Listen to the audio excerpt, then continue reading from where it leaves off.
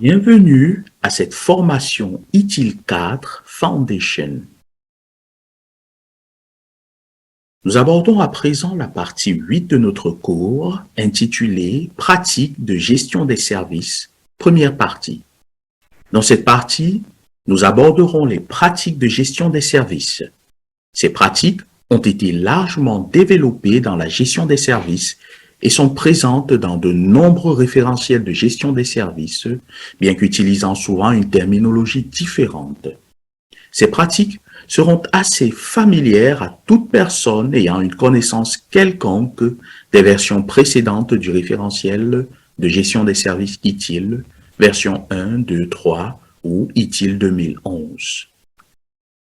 Cette partie est la 8e des 11 parties consacrées à la formation ITIL 4 Foundation.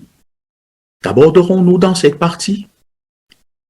ITIL 4 documente 17 pratiques de gestion des services qui sont le fruit de plus de 30 années de gestion formelle des services. Beaucoup sont reconnaissables au mot « service » dans leur nom, comme par exemple la gestion de la configuration des services. 10 de ces pratiques seront examinées lors de votre examen Foundation. Cette partie du cours abordera 7 de ces pratiques, à savoir l'habilitation des changements, la gestion des incidents, la gestion des actifs informatiques, la surveillance et la gestion des événements, la gestion des problèmes, la gestion des mises en production et la gestion de la configuration des services. Vous avez ici une vue d'ensemble des 10 pratiques de gestion des services examinables au niveau Foundation avec leur niveau de Bloom respectif. Les pratiques du centre de service, de gestion des niveaux de service et de gestion des demandes de service seront examinées dans la 9e partie de ce cours. Commençons tout de suite par notre première pratique de gestion des services, la pratique de l'habilitation des changements. L'habilitation des changements doit concilier le besoin d'apporter des changements bénéfiques qui fourniront de la valeur supplémentaire avec le besoin de protéger les clients et les utilisateurs des effets indésirables des changements.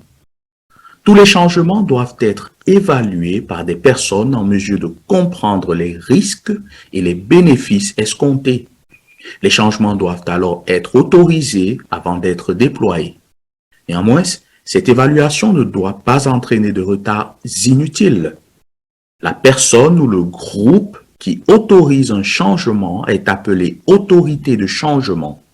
Il est essentiel d'assigner l'autorité de changement appropriée à chaque type de changement afin d'assurer l'efficacité et l'efficience de l'habilitation des changements. Abordons justement les types de changements. Il existe 3 types de changements qui sont tous gérés de façon différente. Le premier type de changement est changements normaux. Il s'agit de changements devant être planifiés, évalués et autorisés en suivant un processus.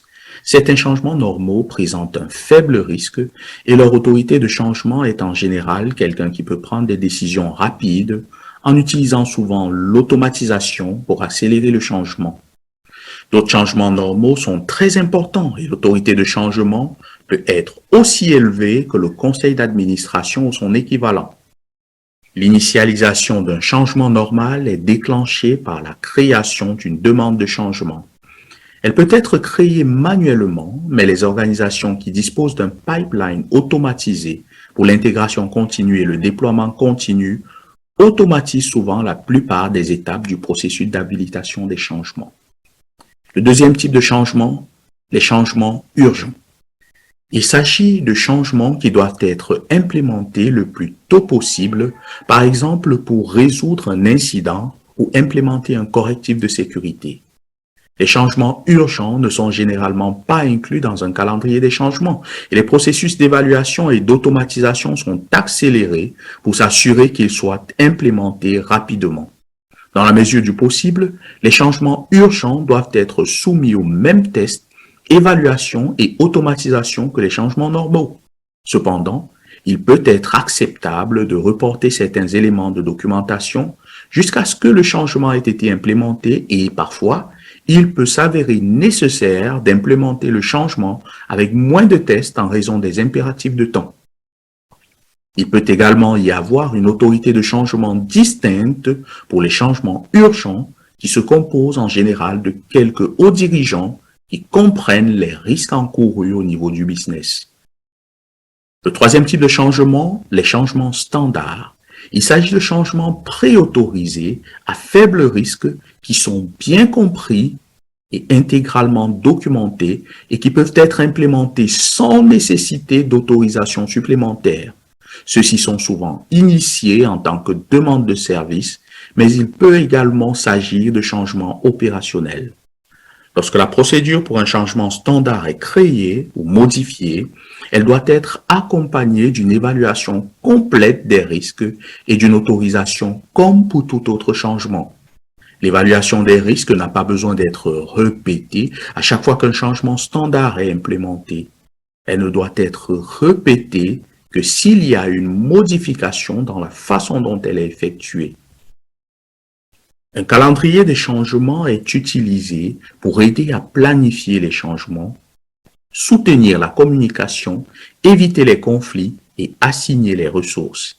Il peut également être utilisé après le déploiement des changements afin de fournir des informations nécessaires à la gestion des incidents, à la gestion des problèmes et à la planification des améliorations. Parlons à présent du périmètre de l'habilitation des changements.